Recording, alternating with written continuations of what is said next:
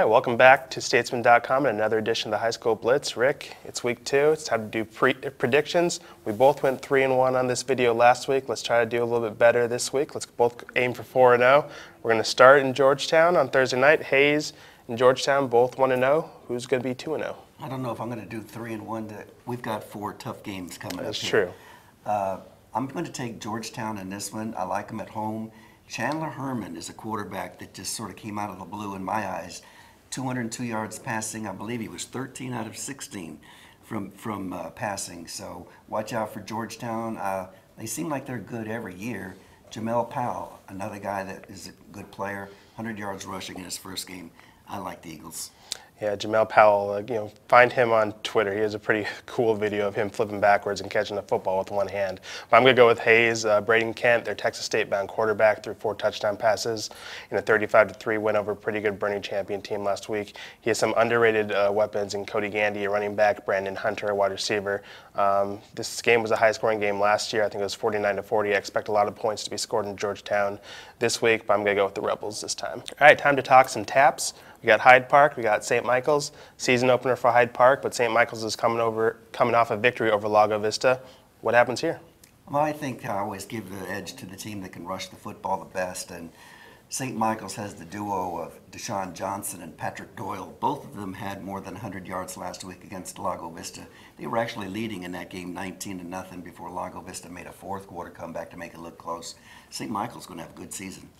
I'm going to go with Hyde Park. Seth DeVries is coming off a 1,000-yard season for them. They're debuting a new offense over there at Hyde Park. Coach Campbell's bringing in the pistol offense, and Seth figures to get a lot of carries in that. Brooks Beckendorfer is a linebacker for them. He's had about 250 tackles in his varsity career. Was a little banged up last year, but he's healthy this year. I'm going to say Hyde Park squeaks this one out. It should be fun, though, if you want to see some taps of football. Staying with Friday night, we're going to head over to Dripping Springs High School. Dripping Springs with Coach Zimmerman gave him a win in his debut last week against Del Valle. Austin High is coming to town. Does Austin High move to 2-0? Actually, yes. Austin High, they had almost 500 yards of offense the other day. You got to like Bo Kalbacher as the quarterback. He's big, strong. He can throw it. He can run it.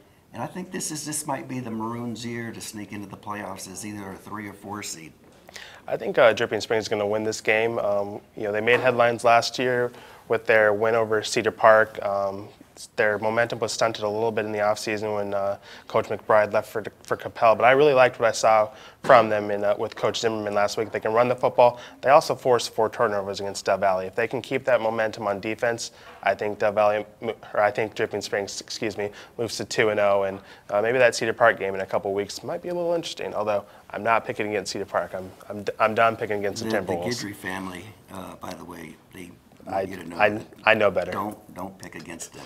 All right, speaking of District 25 5A, we got Vista Ridge playing LBJ. This is a rematch of 2 games last year. Vista Ridge beat LBJ in the regular season 23-19. In the playoffs, LBJ in a very emotional game beat them 26-21. Who's going to win this one? Well, it's a toss-up, but I'm going to go with Vista Ridge. Again, I like the team that can grind it out on the ground. They had 475 yards rushing.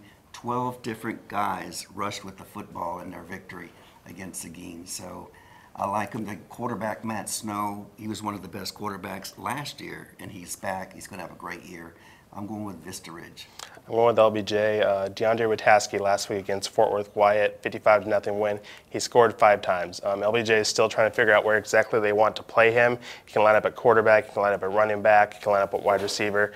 I think once they figure that out and get that offense rolling, they're going to be in good shape. And it's kind of funny to say they are still figuring stuff out. They scored 55 points last week. But I'm going to go with the Jaguars. I think this will be a good game.